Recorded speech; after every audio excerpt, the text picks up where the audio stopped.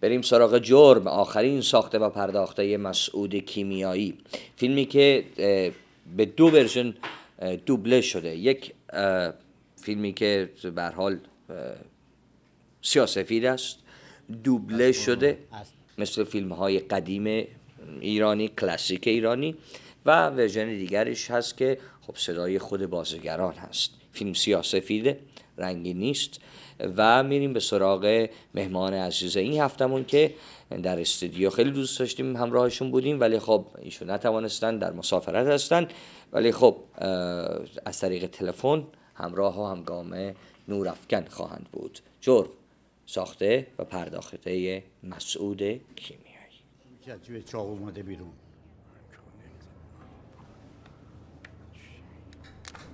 سپردنت به ما از بیرون. آدم بزرگن، اما خون از کسی بیاد جرمون داره که چاقوجی بشه. ببینم هنوز با خودت حرف میزنی؟ آقا رفعت گفته بیا بند اون. منم همه اینو میخوام. امنه. اونجا خیلی آدم داره بیرون که به درد ما میخوره. آدماش همه من آدم هیچ کسی نیستم. آدم کسی ده نرداخه هستی. پروندت میگه هستی. اینجا منم، حاکم منم. چپ میری راست میری، من باید بدونم. اونایی که میخوان اسم در کنن میزننت، میزنن لطه پارت میکنن. دکتر میزنن صورتت که تو آینه جرأت نکنی خودت نگاه کنی.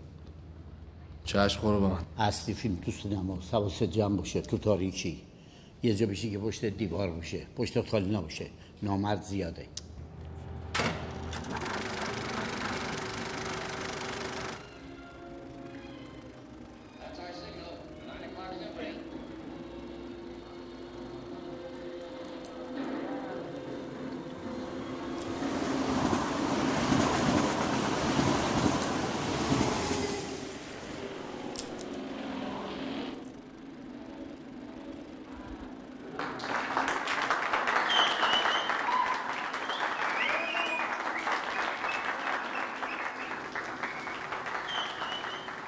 سلام علیکم.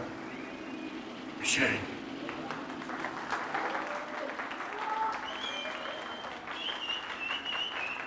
پیغام دادم، گفتم جمع کن یا پیش من، واسه تخت خالی کردم.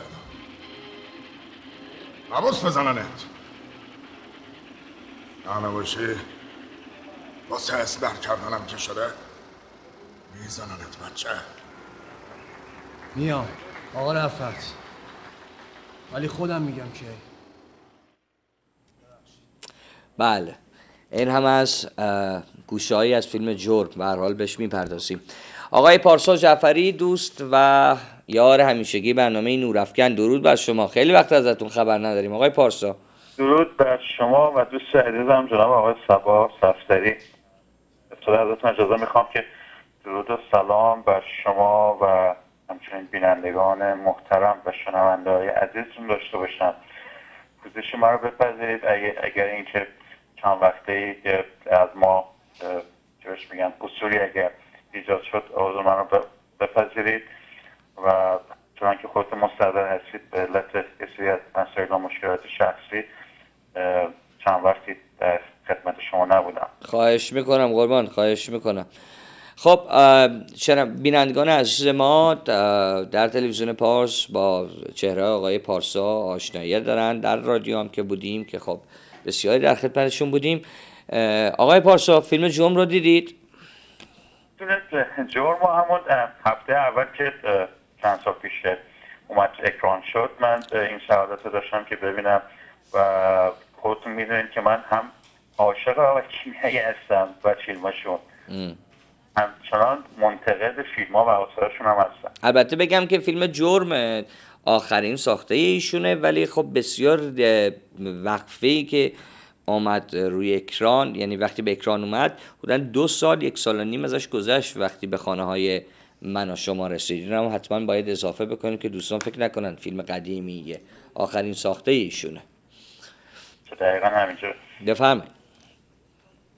من هستم در خدمتتون. اگر اجازه بدید اینکه من قبل از اینکه بریم به نقد اصلی فیلم برسیم، من در 3 مرحله من تقسیم کردم این خودمو، خواهش میکنم. این ایده خودمو در وهله اول میخوام یه نظری اجمالی داشته باشم در روی هنر داشته باشم، بعد بیام در مورد یک نظر اجمالی و کوتاه در مورد شخصیت پنهان آقای کیمیایی که از دید روانشناختی در نظر گرفتم.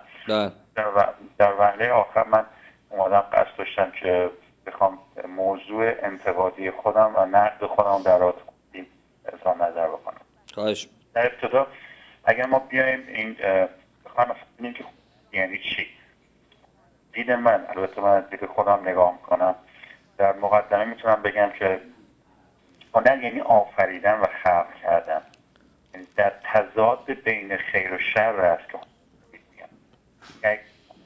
یعنی زمانی خلق و متولد می شود آثار و به نوعی خالق یک اثری کشمکش و چالش تاریخی و روشنایی دید خودمون، همون ایران باستان قدیم، همون خیر و شر در تضاد این دوتا به وجود میاد که ما این فلسفه و این تعریف تو یونان باستان هم داشتیم که دو نیروی آپلونی و دیونیسی که همون خیر و شر خودمون هستن، اون دو نیرو میبایست در تضاد و در کشمکش باشن که یه اثری خلق باشه. حالا ما همچنین این تعریف ما تو ادبیات کلاسیک داریم و تو داستان نویسی و حتی در فیلمنامه نویسی و سینما نویسی هم داریم اینا. بله. حالا ما بیایم برسیم به فیلم جو. این فیلم جو مثلا در چه ظرفی و چه محتوایی قرار میگیره. دیدم من فیلم جو حکم یک کارگردانی است که سالها داره در تلاش میکنه که آقای مسعود کیمیایی باشه، در تلاش است که دردهای خفته و بغض پنهان خودش رو در واژه‌ها و تصاویری به رخ بکشه. ما اگر بیایم با قیصر مقایسه بکنیم، از دید من جرم محاکمه قیصرواره که تمام فیلم آقای کیمیایی در خیابان‌های سیاه و غمزده تهران اتفاق میفته. اونم یه قسمتی چی از تهران که اونم جنوب تهران هستش. بله. با این فیلم جرم آقای کیمیایی دیگر باره آقای کیمیایی در تلاش و در پی خلایی که تو اون فرهنگ و این جامعه زدوده شده در پی اون هست که اون خلاها رو یک بار دیگر باز آفرینه بکن. ایشون که دیده ایشون هم اگه یادتون باشه ما سری آخر که در خدمتتون چون متولد ذهن ایدئولوژی که داره بر اساس اسلام و مارکسیسم هستش. همون ایدئولوژی که داره ایشون در سرای که مرام‌ها و معرفت سازی‌هایی که تو اون فرهنگ و تو اون جامعه از محلال رفته یا به غیبت داره به مرور داره خنثی میشه، ایشون در سرای هست که اینا رو یک بار دیگر باز فرینی و باز مجدد بکنه. حالا ایشون برای اون همچین تئوری و همچین مرامی که داره در رابطه با فیلمسازی حتما میبایست یک قهرمان و یک اسطوره رو بار دیگر بازآفرینی بکنه که اگه ما همه میدونیم، همه کسی که برای آقای کیمیایی رو دنبال کردن میدونن ایشون همیشه در پی در صدد یافتن یک شخصیتی دیگر مثل جایگزین آقای بهروز وثوقی در فیلم قیصر بودن. بتمن، به دنبال یک بتمن در فیلم هاشون. دقیقا همینجا. بر همون اساس یکی ایشون میسازه در اساس اون مختصاتی که خاص خودش هستش برای خلق شخصیت هایی که پی در پی در ایجاد الگو سازی هستش، میبایست یه مرام سنتی و اخلاقی جایگزین سیاست بازی ها و دغل‌کاری های خودش میکنه تو فیلم ها. یعنی ما به وضوح شاهدمون هستیم که ایشون فیلم های که خلق میکنه فیلم های از شخصیت هایی که به نوعی شاید من جسارتا میگم لومپنی است و به نوعی سنتی، ولی در اواسط فیلم ایشون از قهرمان‌ها داستان خودش به عنوان یک ضد قهرمان استفاده میکنه و در آخر به عنوان یک ایثارگر و یک اسطوره‌ساز تبدیل میشه. و جالب اونجاست که اکثر قهرمان‌ها داستان ایشون میبایستی دار فانی رو به ودا بگن یا تسلیم بشن یا ایثارگر بشن، به نوعی باید از بین میبره. خودشون شخصیت قهرمان داستان خلق میکنه، در پایان فیلم اون شخصیت و اون قهرمان از بین میره، اون ایثاری که میکنه. از قهرمانش قهرمان کلاسیک نیست، ضد قهرمانی است که از دریچه خود قانون رو تفسیر میکنه و گناه رو تعریف میکنه و مجازات رو تعیین و حکم در آخر خودش اجرا میکنه. ما ایشون در تمام فیلم های ایشون کسی هستش که یک ناجی، یک شورشی، یک یاغی رو تولید میکنه و خودش قهرمان، خود همون قهرمان توجیه خودش آهو تعریف میکنه و قانون رو توجیه میکنه. یعنی به نوعی اخلاق آقای کیمیایی، اخلاق از دید آقای کیمیایی مطلق، اخلاق نسبی نیست. برای همون اخلاق ایشون اخلاق خشنه، زمان مکان در هنجارها و اخلاق آقای کیمیایی خمساز معنی نداره. ارزش ها بر اساس مرام های استواره، کهنگی زمان مکان نقشی بر آن نخواهد داشت. یعنی اون اسطوره و اون اخلاقی که آقای کیمیایی خلق میکنه با اخلاق سال دهه 40 و 50 با این دهه 90 هیچ فرقی نمیکنه. حالا یک سوالی من آقای پارسا دارم، یک پرانتزی من باز کنم، حرفتون را میخوام نگه دارین بحثتون را. بسیاری از دوستان وقتی من مقاله ها را خوندم درباره این فیلم گفتن که بعضی ها میگن که خب این درجا زدن و شخصیت را تکرار کردن، ولی بعضی ها میان یک نگاه دیگر دارند به این شخصیت پردازی که میگن که آقا این شخصیت ها کسانی هستند که دیگر در ایران امروز کم دیده میشند یا اصلا دیده نمیشند. این رفاقت ها، این دوستی ها، این میتونم بگم رفاقت های پدران ما که با هم دیگه داشتند، دو رفیق یا میتونیم بگیم دو جسم در یک روح، ولی امروز این گونه نیست. ولی خب بعضی ها میگن به قول امریکایی ها we missed that، دلمون تنگ شده. ولی خب بعضی ها میگن آقا دوران اون قهرمان سازی و دوران اون رفاقت بازی و دوران این داستان پردازی تموم شده و باید به فردا و به سینمای دیگری نگاه کرد. چی فکر میکنین درباره این؟ من یک خدمت رو عرض بکنم که ما همیشه تو تو سینما هالیوود ما منکر این نیستیم که فیلم های وستر یا به نوعی فیلم های کلاسیک هیچ وقت حذف نشده. بله. سینما هالیوود به اون اوج خودش رسیده، حالا به نوعی تمام تم و مضمون های متوافقی که ما میبینیم، ولی هنوز وسترن جایگاه خودشو داره. بله. برینسفورد هنوز وقتی که فیلم میسازه یا بازی میکنه هنوز با فیلماشون به عنوان یکی از پرفروش‌ترین فیلم‌ها شناخته میشه. بله. من نمیتونم بگم که به نظر ما فرهنگ ما و میتونیم بگیم جامعه ما میبایستی آقای کیمیایی داشته باشه به خاطر اون توازن و اون بالانسی که باید تو جامعه به وجود بیاد. صحبت ما برای اینکه این نوع فیلم ها باشه نباشه از دید من نیست. نه من صحبتم درباره فیلم ها نیست، من صحبتم درباره شخص قهرمان پردازی مسعود کیمیایی در فیلم های خودشه. مسئله اونجاست که آقای کیمیایی، اول که من اگه بود من به خدمتتون عرض کنم که من خیلی خوشحالم بخاطر که حداقل شروع این فیلم جور به نوعی اگر دقت کرده باشید این سری متفاوت‌تر از سری قبل بوده. یعنی اگر سری قبل به عنوان مثال دارم میگم تو این تم‌هاشون یا اون مضمونایی که به کار می‌بردن یه سری مضموناشون مشترکه. مثل چی؟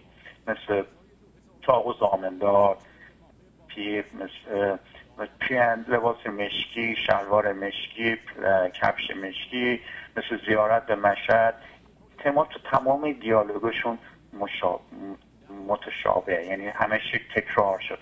ولی تو قضیه و یا حتی پرواز کبوتر یا ضد یک گوسفندی میتونه همیشه تکرار شده تو فیلمایشون. ولی این بار شروع فیلم با کشتن ماهی شکل میگیره. بله. کشتن ماهی اگر به عنوان یک اسطوره ایرانی ما بخوام حساب بکنیم، به عنوان یک نماد آزادی یا یک اگر اون ماهیچه کوچولی هم بخوام نگاه بکنیم یا به عنوان اینکه میگیم اسفند به عنوان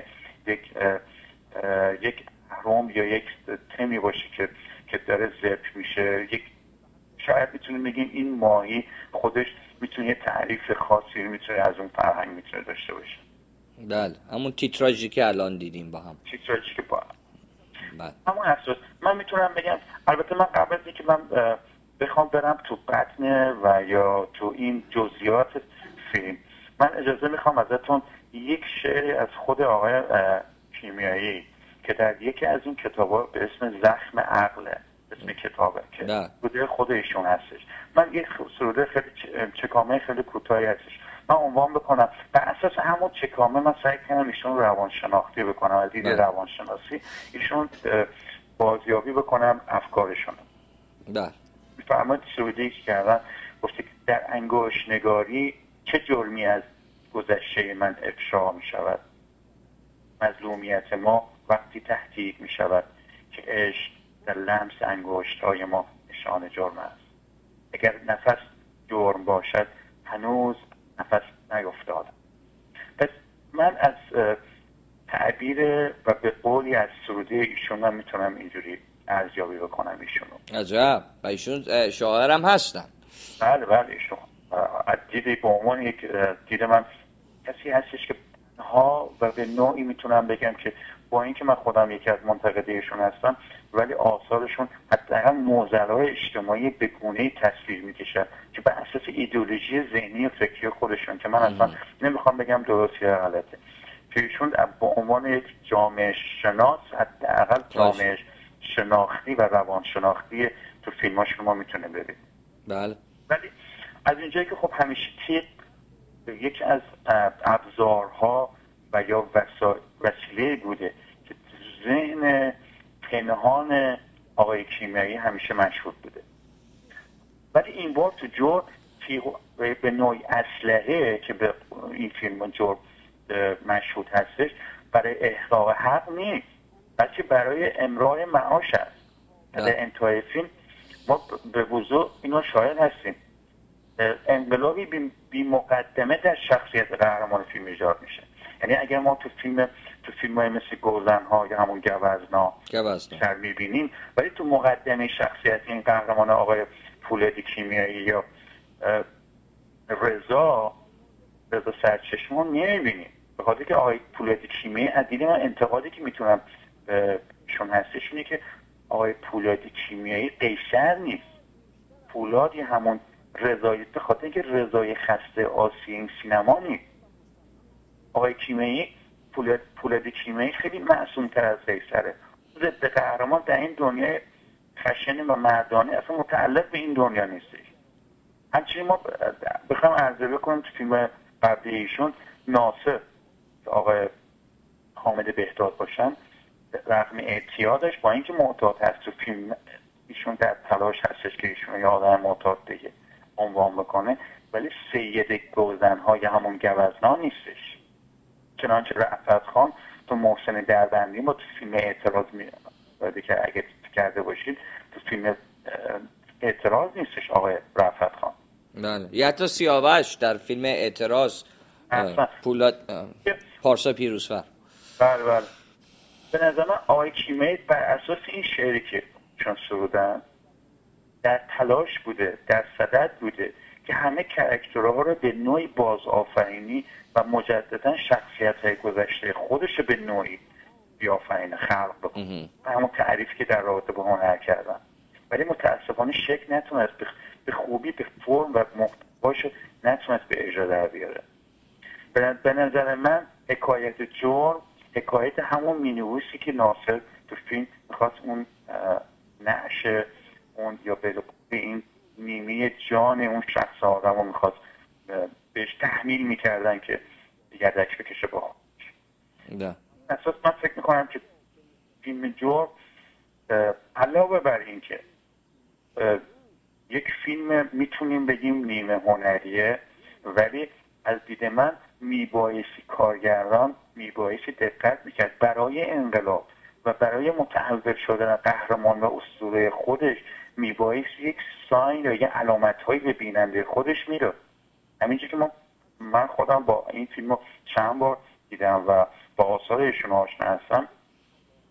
قهرمان داستان‌های ایشون که اکثرا شورشی هستن و کسی هستش که ناجی به قول ایثارگر و از یک منطقه خاصی از تهران به پا خواسته ولی ما میدونیم که هیچ تحولی تو آثار ایشون تو فیلم رو ندیدیم. شاید به خاطر اینکه این شخصیت آقای سرچشمه شخصیتیه که برای درآوردن یا بدبختی شکم خودش و زن و بچهش هست که میاد دست میزنه به یک کاری، به یک خلافی. و در پایان فیلم هم اگه توجه بکنید که میره که به هر حال نفر آخر رو به قتل برسونه که نقش اون را استاد مشایخی بازی کردند. قشنگ میگه آقا مشکل اصلا من کاری ندارم که تو کی هستی چی هستی، مشکل من گشنگیه، مشکل من زنمه، مشکل من بچمه، مشکل من بدبختیه، مشکل من حبس کشیدنه. یعنی در پایان این فیلم جرم کیمیایی توانسته که ربط بده امروز ایران را با سناریو و به هر حال نتیجه بندی فیلمش. جناب آقای صفدری، میبایستی اون این فاکتورها و این عواملی که برای یک فیلمساز که با عنوان اسطوره شما معرفی میکنه جامعه، علاوه بر این اسطوره‌ای که ما رضا رو سالها با رضا آشناییم، حالا رضا تو القاب و عناوین متفاوت تکرار شده تو فیلم‌هایشون. ما رضا تو نقشه قیصر ما دیده بودیم، تو نقشه سید ما دیده بودیم. رضا برای فرهنگ و برای جامعه ایران شناخته شده است.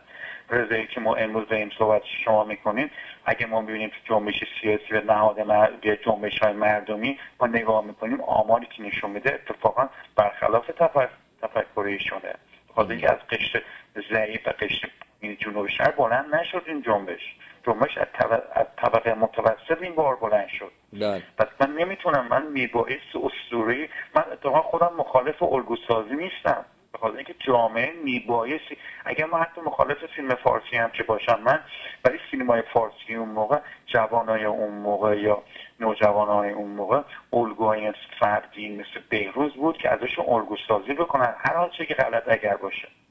ولی جامعه نوجوان و جوان همیشه به دنبال الگوی خودشه. همیشه که ما تو هالیوود میبینیم، همیشه برای چی هروئینیسم یا اون الگوسازی، قهرمان سازی اینقدر شدت گرفته تو هالیوود؟ وقتی که میبایست این جوانان امروز میبایستی به دنبال یک قهرمان، یک الگوی خودشون هستن. الگوهایی که تو فرهنگ‌های سنتی هستش نمیبایستی بازدارنده باشه.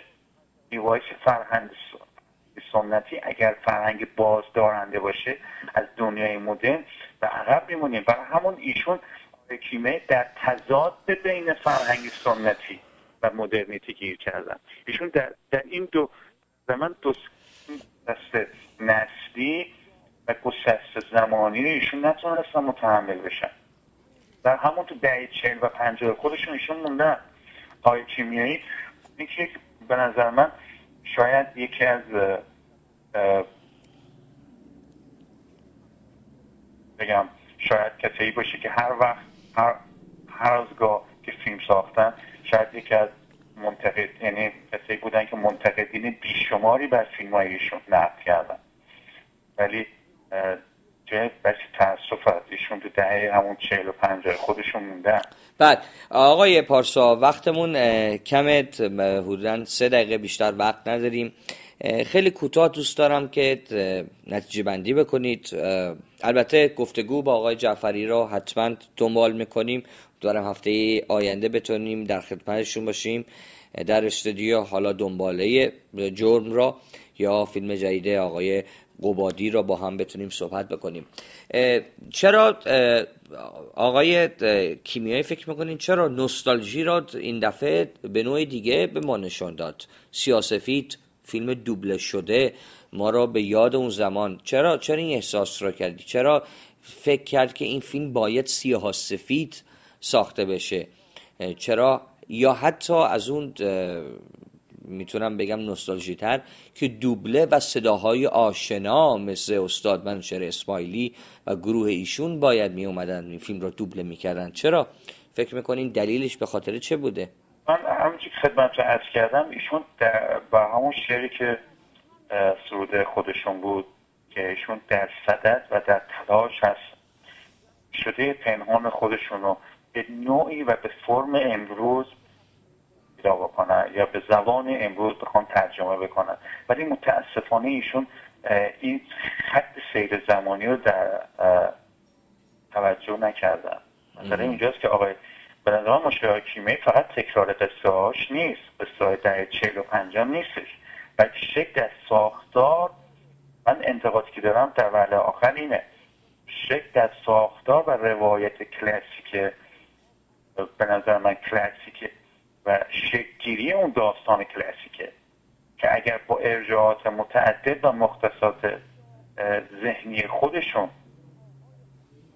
هست که آغشته بر ایدئولوژی ذهنی خودشون رو به تصویر میکشونن که اون ایدئولوژی و اون ساخت پرداخت ذهنی آقای کیمیایی میبایستی منطبق و مختص زمان فعلی باشه.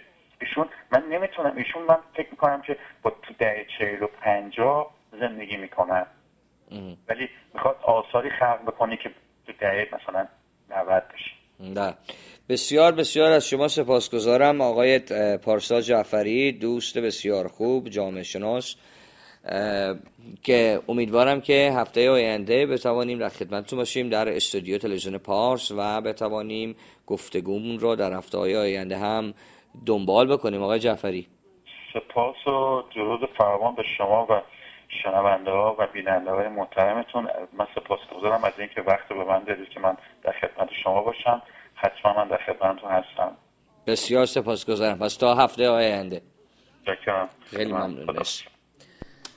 بله، این هم از صحبت ما با آقای پارسا جعفری، فوق لیسانس جامعه شناسی از دانشگاه تهران.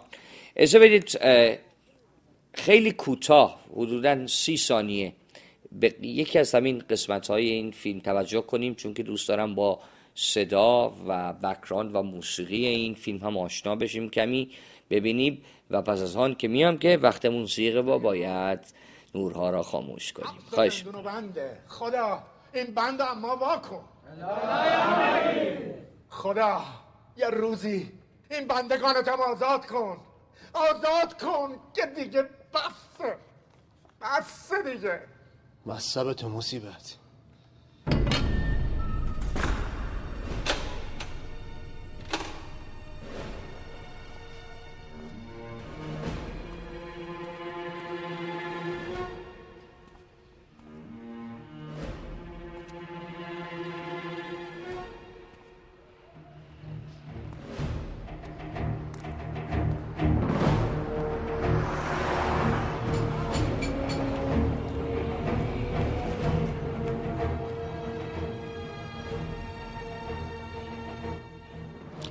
بله، این قسمت هایی که دارین نگاه میکنید اگه تون باشه میتونیم شما را ببریم به فیلم رد پای گرگ سال 74، زمانی که فرمانرز غریبیان به کارگردانی همین آقای مسعود کیمیایی از زندان آزاد میشه، از همین دامادگاه قصر که امروز تبدیل به موزه شده، بسته شده زندان قصر و بخچه رو زیر بغل گذاشته، بارونی یا یک کلاهی کجیا، و میره به دنبال سرنوشت خودش. به هر حال حرف بسیار هست درباره مسعود کیمیایی و سینمای مسعود کیمیایی.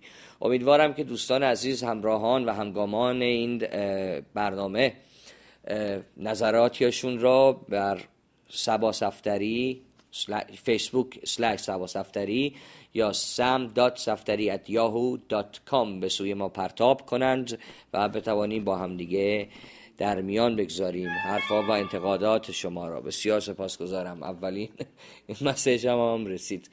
بسیار سپاسگزارم از بهزاد عزیز، از آقای وارتان دوست و همکار عزیزم، از آقای سامان. امروز جمع تموم بچهای اتاق فرمان جمع بود همه، و خب دقایق پیشم که امیر شهرتی دوست بسیار خوبم را دیدم که یه هفته هست ندیدمش، برام یه چاق سلامتی هم باش بکنم، دلم هم براش تنگ شده. تا هفته آینده، تا نورافکن دیگر که خانه های شما را پر نور بکنیم، شما را به خداوند یکتا می سپاریم. تا نورافکن دیگر، شاد زی.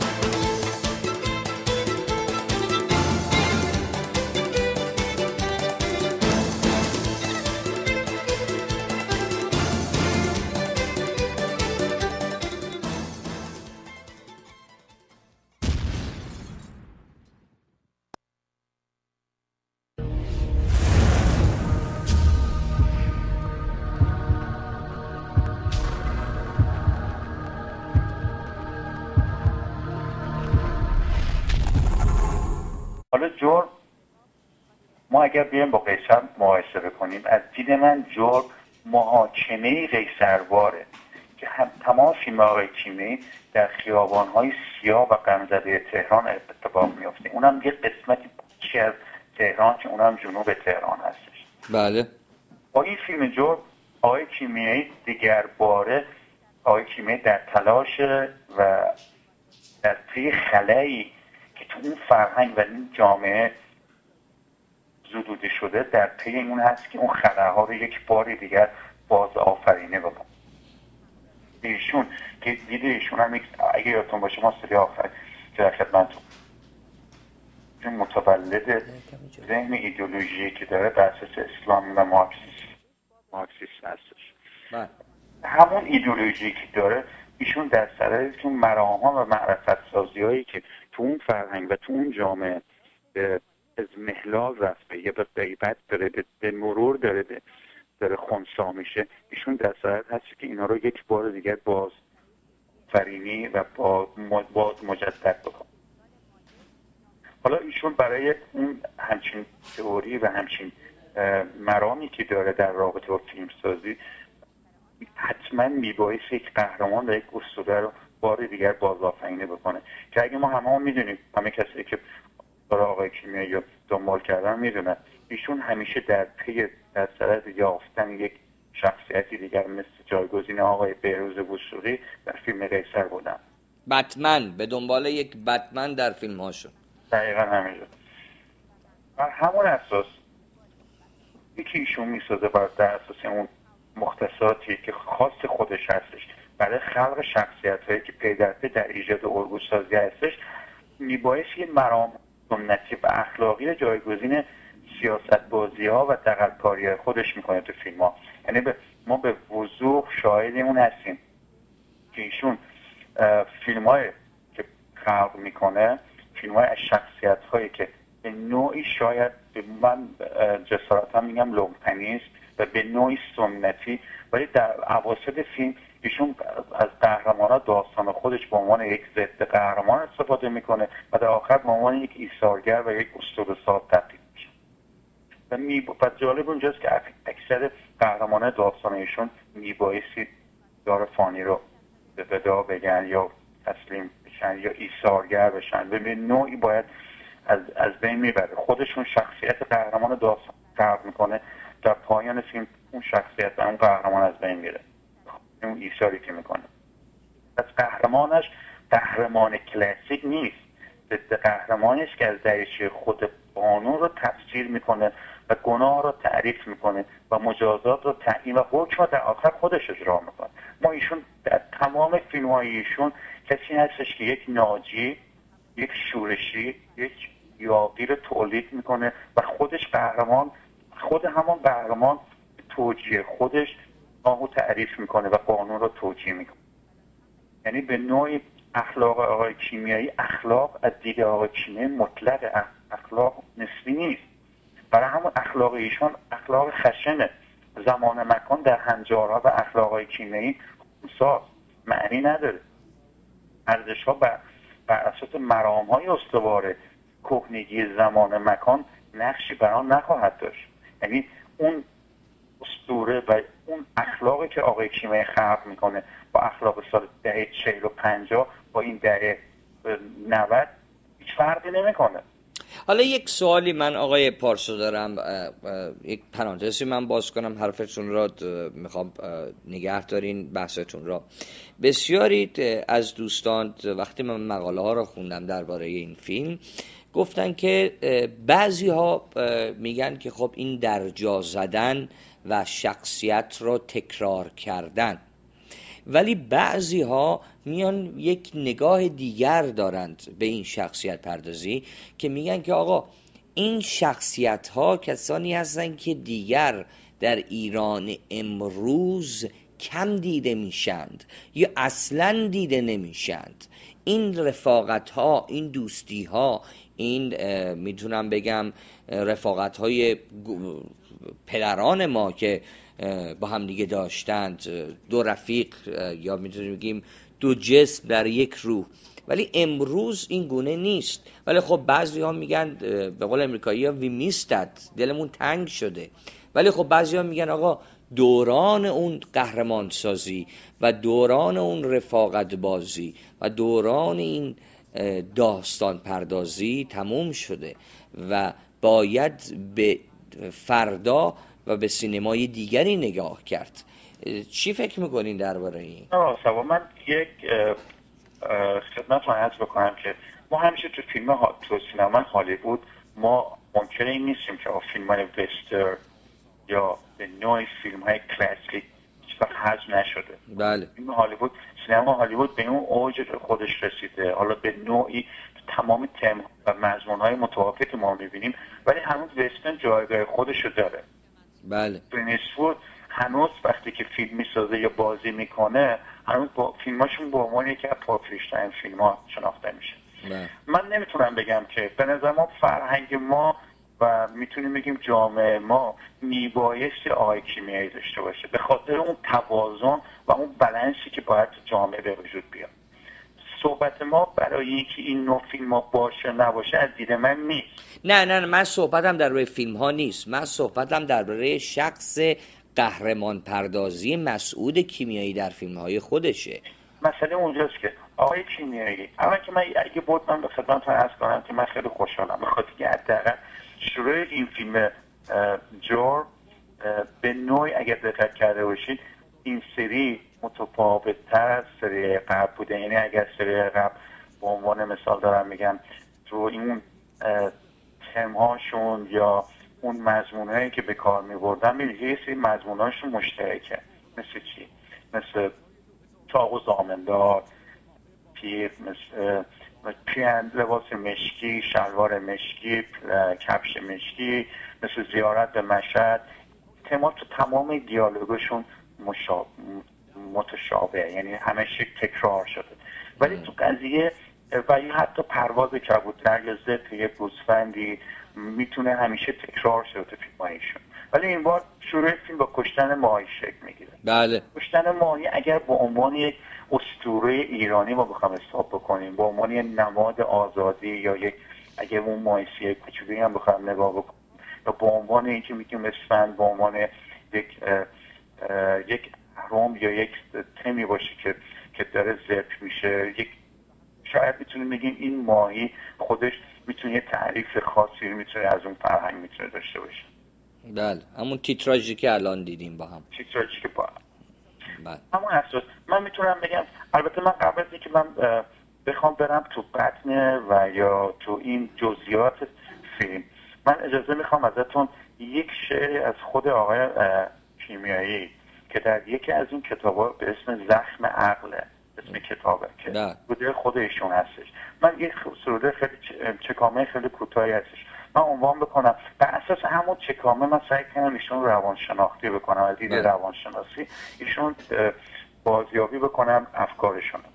بله. میفرماید سروده‌ای که کردن گفته که در انگشت نگاری چه جرمی از گذشته من افشا می شود. مظلومیت ما وقتی تحقیق می شود که عشق در لمس انگشت‌های ما نشان جرم است. اگر نفس جرم باشد هنوز نفس نیفتاد. پس من از تعبیر و به قولی از سروده ایشون من میتونم اینجوری ارزیابی بکنم ایشونو. عجب. و ایشون شاعرم هستن.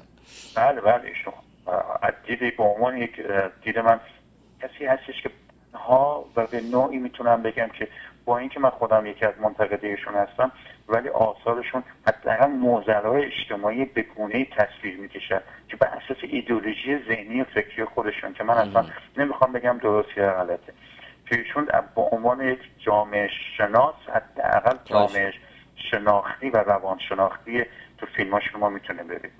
بله. ولی از اینجایی که خب همیشه یکی از ابزارها و یا وسیله بوده که ذهن پنهان آقای کیمیایی همیشه مشهود بوده، ولی این بار تو جور به نوعی اسلحه که به این فیلم جور مشهود هستش برای احقاق حق نیست، بلکه برای امرار معاش است. در انتهای فیلم ما به وضوح اینو شاهد هستیم. انقلابی بی مقدمه در شخصیت قهرمان فیلم ایجاد میشه. یعنی اگر ما تو فیلم‌های مثل گوزن‌ها یا همون گوزنا سر می‌بینیم، ولی تو مقدمه شخصیت این قهرمان آقای پولادی کیمیایی یا رضا سرچشمه نمی‌بینیم. به خاطر که آقای پولادی کیمیایی از دید من انتقادی که میتونم بهشون هستش اینه که آقای پولادی کیمیایی قیصر نیست. پولادی همون رضایی، به خاطر اینکه رضای خسته آسیای سینما نیست. آقای کیمیایی، پولادی کیمیایی خیلی معصوم‌تر از قیصره. ضد قهرمان در این دنیای خشن و مردانه اصلا متعلق به این دنیا نیستش.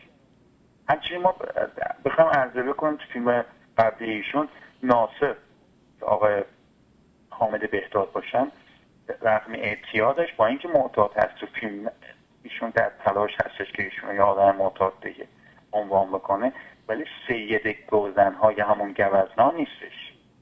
چنانچه رأفت خان تو محسن دربندی ما تو فیلم اعتراض میاد که اگه کرده باشید تو فیلم اعتراض نیستش آقای رأفت خان. بله، یا حتی سیاوش در فیلم اعتراض پولاد پارسا پیروزفر. بله. به نظر من آقای کیمیایی بر اساس این شعری که چون سرودن در تلاش بوده، در صدد بوده که همه کاراکترها رو به نوعی بازآفرینی و مجددا شخصیت‌های گذشته خودش به نوعی بیافرینه، خلق بکنه. همون تعریفی که در رابطه با هنر کردن، ولی متاسفانه شکل نتونست به خوبی به فرم و محتواش نتونست به اجرا در بیاره.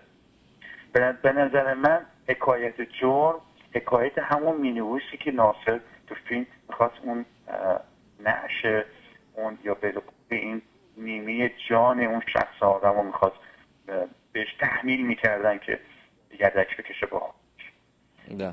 اساس من فکر میکنم که فیلم جرم علاوه بر این که یک فیلم میتونیم بگیم نیمه هنریه، ولی از دید من میبایستی کارگردان میبایستی دقت میکرد برای انقلاب و برای متحول شدن قهرمان و اسطوره خودش میبایستی یک ساین یا یک علامت‌هایی به بیننده خودش میداد. همینجوری که من خودم با این فیلم رو چند بار دیدم و با آثار ایشون آشنا هستم. قهرمان داستان‌های ایشون که اکثرا شورشی هستن و کسی هستش که ناجی به قول ایثارگر و از یک منطقه خاصی از تهران به پا خواسته، ولی ما میدونیم که هیچ تحولی تو آثار ایشون تو فیلم رو ندیدیم. شاید به خاطر اینکه این شخصیت آقای سرچشمه شخصیتیه که برای درآوردن یا بدبختی شکم خودش و زن و بچهش هست که میاد دست میزنه به یک کاری، به یک خلافی، و در پایان فیلم هم اگه توجه بکنید که میره که به هر حال نفر آخر رو به قتل برسونه که نقش اون را استاد مشایخی بازی کردند. قشنگ میگه آقا مشکل اصلا من کاری ندارم که تو کی هستی چی هستی، مشکل من گشنگیه، مشکل من زنمه، مشکل من بچمه، مشکل من بدبختیه، مشکل من حبس کشیدنه. یعنی در پایان این فیلم جرم کیمیایی توانسته که ربط بده امروز ایران را با سناریو و به هر حال نتیجه بندی فیلمش. جناب آقای سفزی میبایستی اون فاکتورها و این عواملی که برای یک فیلمساز که با عنوان اسطوره شما معرفی میکنه جامعه، علاوه بر این اسطوره‌ای که ما رضا رو سالها با رضا آشناییم، ما حالا رضا تو القاب و عناوین متفاوت تکرار شده تو فیلم‌هایشون. ما رضا تو نقشه قیصر ما دیده بودیم، تو نقشه سید ما دیده بودیم. رضا برای فرهنگ و برای جامعه ایران شناخته شده است. رضایی که ما امروز به این صحبت شما میکنیم، اگه ما ببینیم تو جنبش سیاسی و نهاد جنبش‌های مردمی ما نگاه میکنیم، آماری که نشون میده اتفاقا برخلاف تفکر ایشونه. بخاطر اینکه از قشر ضعیف و قشر جنوب شهر بلند نشد این جنبش از طبقه متوسط این بار بلند شد. پس من نمیتونم، من میبایست اسطوری، من اتفاقا خودم مخالف الگوسازی نیستم، به بخاطر اینکه جامعه میبایستی، اگر من حتی مخالف فیلم فارسی هم چه باشم من، ولی فیلم‌های فارسی اون موقع، جوانای اون موقع یا نوجوانای اون موقع الگوهای فردی مثل بهروز بود که ازشون الگو سازی بکنن هر آنچه که غلط اگر باشه. ولی جامعه نوجوان و جوان همیشه به دنبال الگوی خودشه. همه چیزی که ما تو هالیوود می‌بینیم همیشه برای چی هروئینیست یا اون الگو سازی، قهرمان سازی اینقدر شدت گرفته تو هالیوود. وقتی میبایستی این جوانان امروز میبایستی به دنبال قهرمان یک الگوی خودشون هستن. الگوهایی که تو فرهنگ‌های سنتی هستش نمیبایستی بازدارنده باشه. میبایستی فرهنگ سنتی اگر فرهنگ بازدارنده باشه از دنیای مدرن و عقب میمونیم. برای همون ایشون کیمیایی در تضاد بین فرهنگ سنتی و مدرنیتی گیر کردن. ایشون در این دو زمان دو دسته نسلی و گسست زمانی ایشون نتونستن متحمل بشن. در همون تو دهه 40 و 50 خودشون ایشون موندن. آقای کیمیایی این که به نظر من شاید یکی از بگم شاید کسی باشه که هر وقت هر از گاه که فیلم ساختن شاید یکی از منتقد، یعنی کسی بودن که منتقدین بیشماری بر فیلم‌هایشون نقد کردن، ولی چه بس تأسف از ایشون تو دهه همون 40 و 50 خودشون موندن. بعد آقای پارسا وقتمون کمه، حدوداً 3 دقیقه بیشتر وقت نداریم. خیلی کوتاه دوست دارم که نتیجه بندی بکنید. البته گفتگو با آقای جعفری را حتما دنبال میکنیم، دارم هفته آینده بتونیم در خدمتشون باشیم در استودیو، حالا دنباله جرم را یا فیلم جدید آقای قبادی را با هم بتونیم صحبت بکنیم. چرا آقای کیمیایی فکر میکنین چرا نوستالژی را این دفعه به نوع دیگه به ما نشون داد؟ سیاه‌سفید، فیلم دوبله شده ما را به یاد اون زمان، چرا این احساس را کردی؟ چرا فکر کرد که این فیلم باید سیاه سفید ساخته بشه؟ چرا یا حتی از اون میتونم بگم نوستالژی تر که دوبله و صداهای آشنا مثل استاد منوچهر اسماعیلی و گروه ایشون باید می اومدن این فیلم رو دوبله میکردن؟ چرا فکر میکنین دلیلش به خاطر چه بوده؟ من همونجور که خدمتتون عرض کردم ایشون با همون شعری که سروده خودشون بود که ایشون در صدد و در تلاش هست شده پنهان خودشون رو به نوعی و به فرم امروز پیدا بکنن یا به زبان امروز بخوان ترجمه بکنن، ولی متاسفانه ایشون این خط سیر زمانی رو در توجه نکردن. مثلا اینجاست که آقای به نظر من مشکل کیمیایی فقط تکرار قصه هاش نیست، قصه های دهه 40 و 50 نیستش، بلکه شکل از ساختار. من انتقادی که دارم در وهله آخر اینه، شکل از ساختار و روایت کلاسیک به نظر من کلاسیکه و شکل‌گیری اون داستان کلاسیکه که اگر با ارجاعات متعدد و مختصات ذهنی خودشون هست که آغشته بر ایدئولوژی ذهنی خودشون رو به تصویر میکشونن که اون ایدئولوژی و اون ساخت پرداخت ذهنی آقای کیمیایی میبایستی منطبق و مختص زمان فعلی باشه. من فکر میکنم که با تو دهه 40 و 50 زندگی میکنن ولی میخواد آثاری خلق بکنه که تو دهه مثلا 90 بشه. نه بسیار بسیار از شما سپاسگزارم آقای پارسا جعفری، دوست بسیار خوب، جامعه شناس، که امیدوارم که هفته آینده بتوانیم در خدمتتون باشیم در استودیو تلویزیون پارس و بتوانیم گفتگومون رو در هفته‌های آینده هم دنبال بکنیم. آقای جعفری سپاس و درود فراوان به شما و شنونده ها و بیننده های محترمتون. من سپاسگزارم از اینکه وقت به من دادید که من در خدمت شما باشم. حتما من در خدمتتون هستم.